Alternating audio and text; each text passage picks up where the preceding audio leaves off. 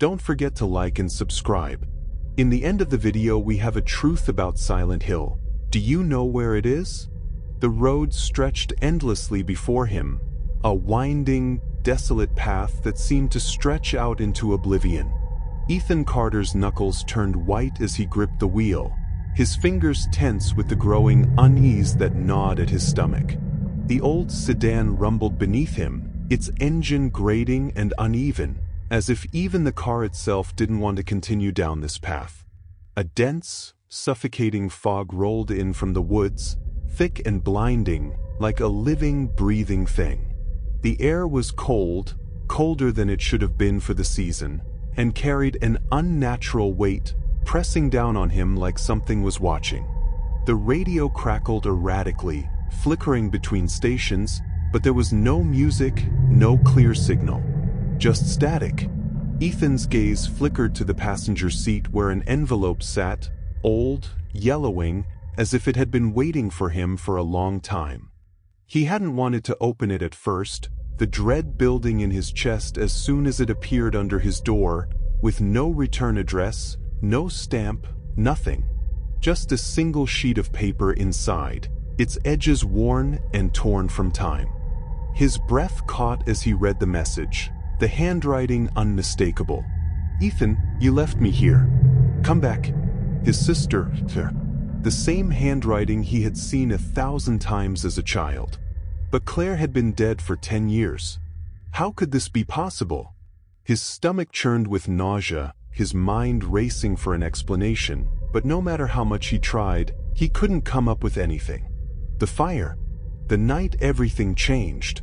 The house fire that took his sister from him when they were children, her screams still haunting his dreams to this day.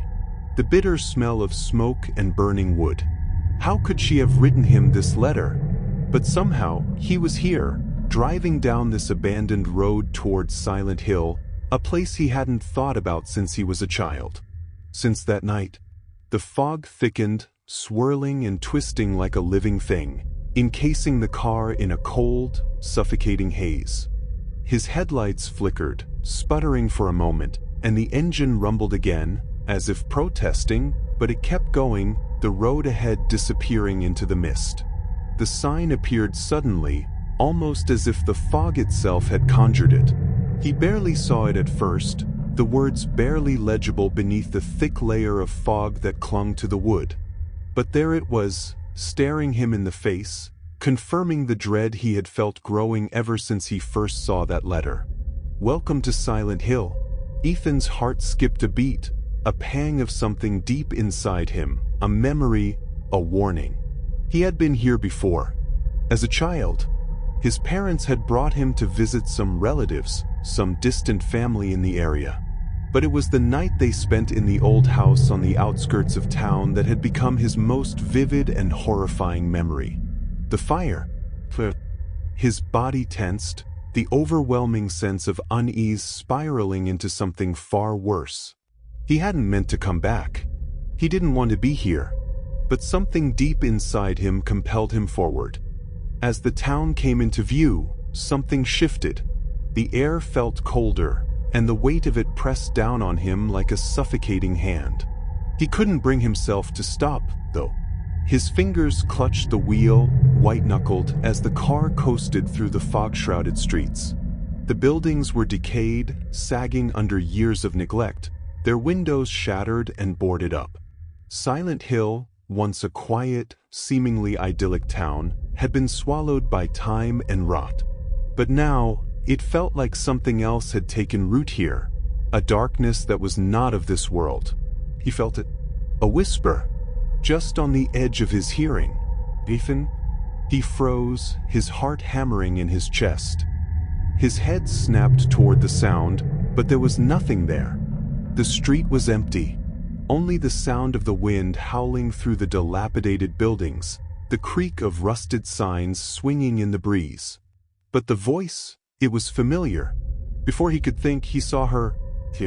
She stood at the end of the street, her figure barely visible through the thick fog, her thin form draped in a hospital gown. Her face was hidden beneath long, matted hair, but Ethan knew it was her. the shape of her, the posture. Claire? His voice trembled, barely above a whisper. He couldn't bring himself to raise it any higher. Without a word, she turned and started walking away, her body twisting and lurching with each step, as though she was being dragged by an invisible force. Her feet barely touched the ground as she disappeared into the mist, the fog swallowing her whole. Ethan's heart raced, panic rising in his chest. He stumbled out of the car, his body moving almost of its own accord, following her.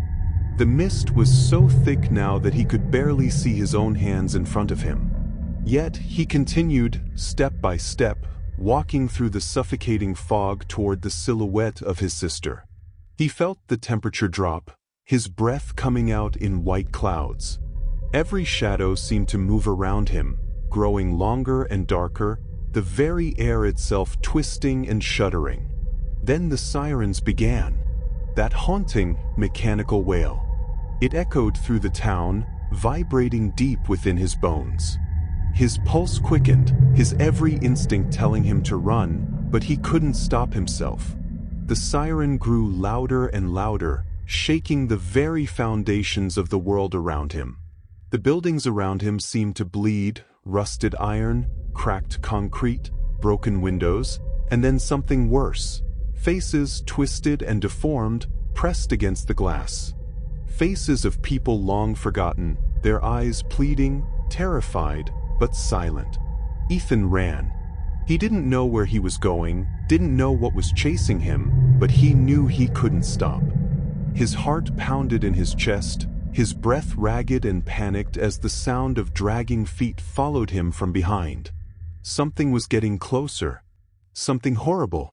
The town stretched on, an endless maze of decrepit streets and rusting iron.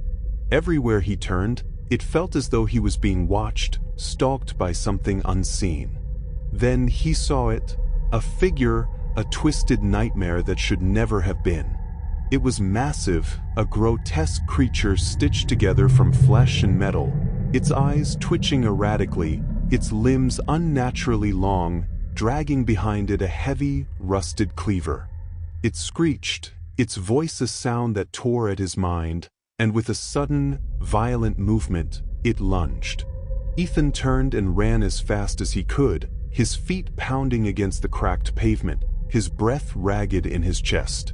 The creature's steps were slow at first, deliberate. But they grew faster, relentless, its claws scraping against the ground like a predator closing in on its prey. He stumbled. The ground beneath him shifted. He couldn't see where he was going, couldn't tell what was real. Everything blurred. A door. A doorway. A place to escape. He slammed into it, and the world went silent. The room around him was dimly lit, only a single flickering light bulb casting strange shadows on the walls. The air was thick with the smell of decay. As his eyes adjusted, he saw it. The hospital bed in the center of the room. The restraints hanging loosely from the sides. The old, worn sheets that were stained with something dark, something he didn't want to examine too closely. And then, but not Claire. Her body was impossibly thin, skin stretched tight across the bones, her eyes hollow and black, like endless pits of darkness. Her mouth moved, but her voice was not her own. "You left me, Ethan." His entire body went rigid. The room grew colder, darker. His breath came in ragged sobs as he tried to speak, but no words came. "No, Claire." She lunged, and the world screamed. Rusted chains shot from the walls, wrapping around his limbs, dragging him into the dark, into the very heart of Silent Hill's nightmare. His body screamed, his mind screamed, but the darkness swallowed him whole. When Ethan's eyes opened again, he was back in his car, the engine running smoothly. The fog had lifted. The world outside seemed normal. Too normal. He looked down at his hands, expecting to see them shaking, covered in sweat, but instead they were stained. Blood. Darkwood. His pulse hammered in his ears as he wiped his hands on his pants. Then, the sirens began again. A voice, low, guttural, a breathless whisper, echoed from the back seat, just behind him. "You never left." Centralia, Pennsylvania, the real Silent Hill. If there's any place in the world that feels like it was ripped straight out of Silent Hill, it's Centralia, Pennsylvania. This once thriving coal mining town has been burning from beneath the ground for over 60 years, turning it into an uninhabitable, desolate ghost town. Thick, white smoke seeps through the cracked roads, the ground is dangerously unstable, and entire buildings have disappeared, swallowed by the earth. It wasn't always like this. Centralia was once a bustling small town, home to over 2,000 residents. Families lived here for generations, coal miners worked the rich underground deposits, and life was normal. But in 1962, everything changed. A fire started in a coal seam beneath the town, and it never stopped burning. Now, only a handful of people remain, refusing to leave despite the danger, living among the ruins of what was once their home. The town is so dangerous that in 2002, the US government revoked its zip code, effectively erasing it from maps. Today, it's a forbidden place, an eerie wasteland where visitors report feeling an overwhelming sense of dread, as if something unseen is watching them. How the fire started: a small mistake that destroyed a town. There are many theories about how the fire began, but the most widely accepted version is that it started in May 1962, just days before Memorial Day. The town's leaders had ordered a controlled burn of an old landfill near the entrance to an abandoned coal mine. It was a common practice, burning garbage to clear out waste, but this time, something went wrong. The flames ignited a hidden coal vein beneath the landfill, and the fire quickly spread underground, where it found even more fuel, billions of tons of coal buried beneath Centralia. The town's firefighters thought they had put out the flames, but the fire kept spreading through the mine tunnels, moving deeper into the earth. At first, people didn't realize what was happening. The ground grew hot, small plumes of smoke rose from the earth, and some homes reported a strange, sulfuric smell in the air. But no one imagined the fire would become an unstoppable force, burning mile after mile beneath the town, completely out of control. By the 1970s, residents started getting sick. The underground fires released deadly gases like carbon monoxide and sulfur dioxide, which seeped into homes. People began experiencing headaches, nausea, dizziness, and difficulty breathing. Basements filled with toxic smoke, and the heat from the fire warped roads, cracked sidewalks, and killed plants. Then, in 1981, something truly terrifying happened. A 12-year-old boy nearly died when the ground collapsed beneath his feet. The day the earth opened, Todd Domboski's terrifying experience. One of the scariest incidents in Centralia's history happened on February 14, 1981. Todd Domboski, a 12-year-old boy, was playing in his grandmother's backyard when the ground beneath him suddenly gave way. In a matter of seconds, Todd was swallowed into the earth, falling into a 150-foot deep sinkhole filled with toxic fumes. He screamed as the earth closed around him. The heat was unbearable, and the air burned his lungs. Beneath him, he could see the glowing red embers of the underground fire, a hellish pit of flames just a few feet away. Todd would have died if his cousin hadn't been nearby. His cousin managed to pull him out just in time, moments before he was suffocated by the gas. The ground closed back up, the smoke swallowing the whole again as if nothing had happened. That was the final warning. Centralia was no longer safe. The government steps in, a town forced to evacuate. By the early 1980s, it was clear that Centralia was doomed. The fire was unstoppable, and every attempt to put it out had failed. The US government declared a state of emergency, and officials offered to buy out every home and relocate residents to safer areas. Some people refused to leave. They had spent their whole lives in Centralia, and they didn't want to abandon their homes, even as the earth cracked around them. But most families had no choice.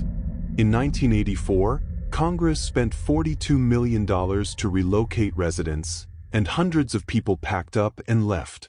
One by one, homes were demolished, businesses were shut down, and the town slowly disappeared. By 1992, the state of Pennsylvania forced out the last remaining residents, seizing homes under eminent domain. In 2002, the U.S. revoked Centralia's zip code 17927, officially erasing it from existence. What's left of Centralia today? Now, only a handful of people still live in Centralia, refusing to leave despite the danger. The government has blocked most roads leading into the town, and many of the old homes, churches, and businesses are gone. The most famous remnant of the town is the Graffiti Highway, a section of Route 61 that became so cracked and warped by the fire that it was closed off completely. Over time, visitors covered the road in colorful graffiti, turning it into a bizarre tourist attraction. In 2020, the road was finally buried under dirt to discourage trespassers. But even though the town is mostly gone, the fire is still burning. Experts estimate that the coal deposits beneath Centralia could continue burning for another 250 years, maybe even longer.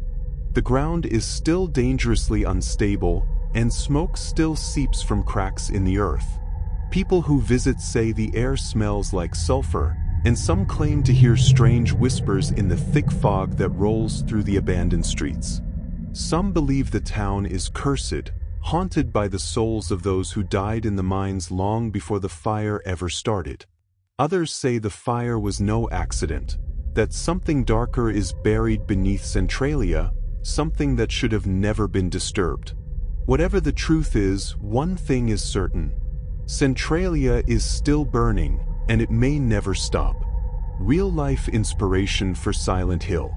If all of this sounds eerily familiar, it's because Centralia was a major inspiration for the Silent Hill movie. The movie's foggy, abandoned streets and the eerie smoke rising from the ground were directly based on real photos of Centralia. The idea of a town being swallowed by fire, of something dark lurking beneath the surface, and of residents vanishing into an unholy nightmare, it all has echoes of Silent Hill. But unlike the video game, Centralia is real. And it's still waiting.